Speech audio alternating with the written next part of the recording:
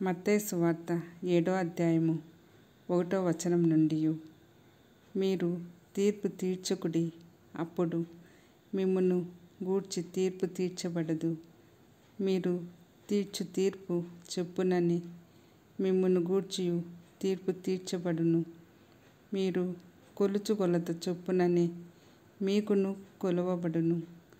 మీ కంటిలోనున్న దూలము నెంచక నీ సహోదరుని కంటిలోనున్న నలుసును చూచుట ఏలా?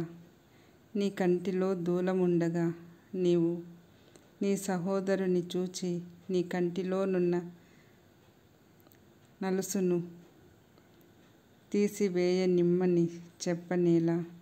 వేషధారి, మొదట నీ కంటిలోనున్న దూలమును తీసివేసికొనుము, అప్పుడు నీ సహోదరుని కంటిలోనున్న నలుసును తీసివేయుటకు నీకు తేటగా కనబడును.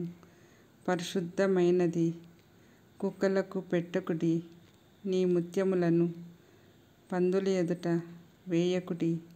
వేసిన ఎడల అవి ఒకవేళ వాటిని కాళ్ళతో త్రొక్కి మీ మీద పడి మిమ్మును చీల్చివేయును. అడుగుడి, మీకియ్యబడును. వెదకుడి, మీకు దొరుకును. తట్టుడి, మీకు తీయబడును. అడుగు ప్రతి వాడును పొందును. వెదకువానికి దొరుకును. తట్టువానికి తీయబడును. మీలో ఏ మనుషుడైనను తన కుమారుడు తన్ను రొట్టెను అడిగిన ఎడల వానికి రాతినిచ్చునా? చేపను అడిగిన ఎడల పామునిచ్చునా? మీరు చెడ్డవారై యుండియు మీ పిల్లలకు మంచి ఈవులు నీయనిరిగి ఉండగా, పరలోకమందున్న మీ తండ్రి తన్ను అడుగువారికి అంతకంటే ఎంతో నిశ్చయముగా మంచి ఈవులు నిచ్చును. కావున మనుషులు మీకు ఏమి చేయవలెనని మీరు కోరుదురో అలాగుననే మీరును వారికి చేయుడి. ఇది ధర్మశాస్త్రమును ప్రవక్తల ఉపదేశమునై ఉన్నది. ఇరుకు ద్వారమున ప్రవేశించుడి. నాశనమునకు పోవు ద్వారము వెడల్పును, ఆ దారి విశాలమునై ఉన్నది. దాని ద్వారా ప్రవేశించువారు అనేకులు. జీవమునకు పోవు ద్వారము ఇరుకును, ఆ దారి సంకుచితమైనై ఉన్నది. దాని కనుగొనువారు కొందరే. అబద్ధ ప్రవక్తలను గూర్చి జాగ్రత్త పడుడి. వారు గొర్రెల చర్మములు వేసుకొని మీ యొద్దకు వత్తురు, కానీ లోపల వారు క్రూరమైన తోడేళ్ళు. వారి ఫలముల వలన మీరు వారిని తెలుసుకొందురు. ముండ్ల పొదలలో ద్రాక్ష పండ్లనైనను, పల్లేరు చెట్లను, అంజూరపు పండ్లనైనను కోయుదురా? అలాగుననే ప్రతి మంచి చెట్టు మంచి ఫలములు ఫలించును. పనికిమాలిన చెట్టు కాని ఫలములు ఫలించును. మంచి చెట్టు కాని ఫలములు ఫలింపనేరదు. పనికిమాలిన చెట్టు మంచి ఫలములు ఫలింపనేరదు. మంచి ఫలములు ఫలింపని ప్రతి చెట్టు నరకబడి అగ్నిలో వేయబడును. కాబట్టి మీరు వారి ఫలముల వలన వారిని తెలుసుకొందురు.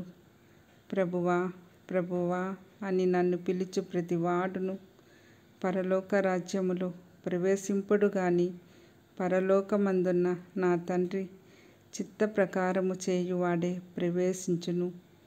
ఆ దినమందు అనేకులు నన్ను చూచి, ప్రభువా, ప్రభువా, మేము నీ నామమున ప్రవచింపలేదా? నీ నామమున దయ్యములను వెళ్ళగొట్టలేదా? నీ నామమున అనేకమైన అద్భుతములు చేయలేదా అని చెప్పుదురు.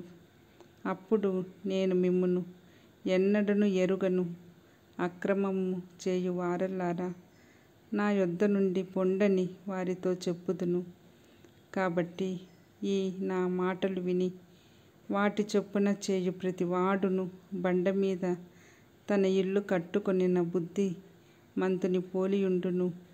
వానె కురిసెను, వరదలు వచ్చెను, గాలి విసిరి ఆ ఇంటి మీద కొట్టెను గాని దాని పునాది బండ మీద వేయబడెను గనుక అది పడలేదు. మరియు ఈ నా మాటలు విని వాటి చొప్పున చేయని ప్రతివాడు ఇసుక మీద తన ఇల్లు కట్టుకొనిన బుద్ధిహీనుని పోలియుండును. వాన కురిసెను, వరదలు వచ్చెను, గాలి విసిరి ఆ ఇంటి మీద కొట్టెను. అప్పుడది కూలబడెను. దాని పాటు గొప్పదని చెప్పెను. యేసు ఈ మాటలు చెప్పి ముగించినప్పుడు జనసమూహములు ఆయన బోధకు ఆశ్చర్యపడుచుండిరి. ఎలాగనగా ఆయన వారి శాస్త్రుల వలె కాక అధికారములు గల వాని వలె వారికి బోధించెను.